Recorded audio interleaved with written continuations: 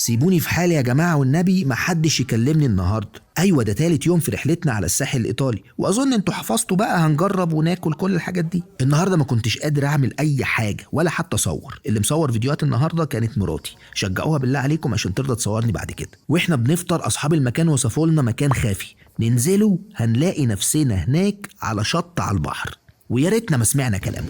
نازلين 70,000 سلمة عشان ننزل البحر الصبح بدري. المهم بصراحة عشان ما اظلمهمش، المكان كان يستاهل وقعدنا فيه حبة. الشط ده مجاني، اللي بتدفعوا اللي قدامكم ووراكم عشان QR كود.